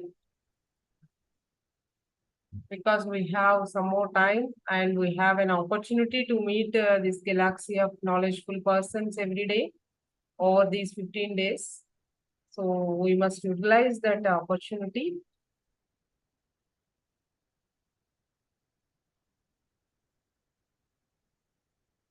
I request anybody else from the participant side.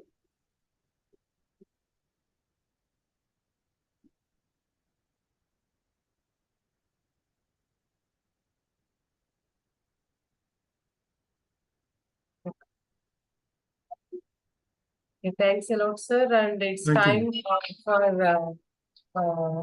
for honor our two distinguished speakers of today.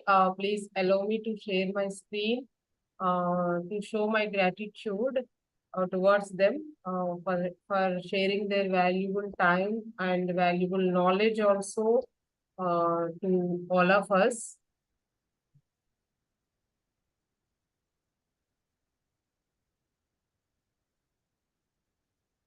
Here it is a small token of gratitude to Dr. Dixon Adams, sir, who had felt the wisdom and a platform to all of us with his excellent and informative talk from over the nations from Ghana.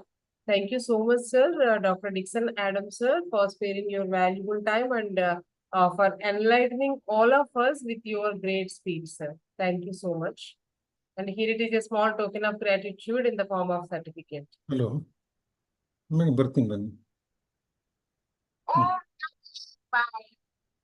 Thank you, madam. Next, I would like to express my heartfelt thanks and gratitude to Dr. Abhishek MG sir, Professor, Department of Pathology, from Karnataka, Mandya.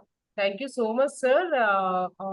Your humbleness shows your teaching quality and your interdisciplinary and the technological aspects you are showing towards your students, not only with this platform, but I think it can be utilized to your students also. So you are a great teacher, sir. That's why you got Best Teacher Award also from Sidvi Foundation. So thank you so much, sir. It's my Thank you, ma'am. heartfelt thanks to you for sparing your valuable time with us, sir. Thank you, sir. Thank you. sir. Thank you. Thank you, sir. Thank you, sir. Thank you, madam. That's all for today's day 8 of this 2 weeks international faculty development program. Thank you so much for all of you for your patient listening and for joining with us. And especially my heartfelt thanks to my friend Dr. Gayatri ma'am. In spite of her busy schedule, daily she is joining and daily she is actively presenting her presence in this platform. Thank you so much, Dr. Gayatri ma'am. And I would like to say my heartfelt thanks to today's two speakers also. And let us meet tomorrow by 6 p.m. With two more eminent speakers. So on the same link. Thank you so much and have a great day. Good night to one and all. Officially, I'm concluding this meeting. Before that, anybody else to speak anything?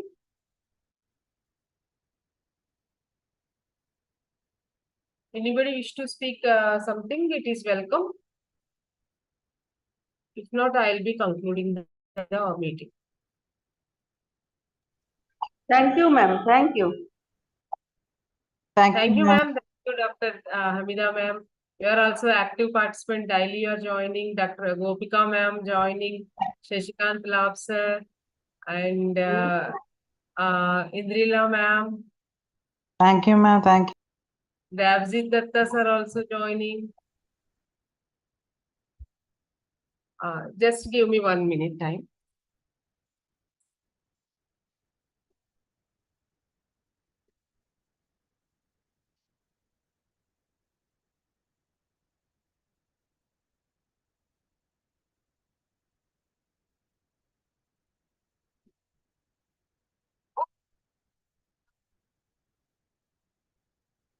So that's all for today's. If I left anybody,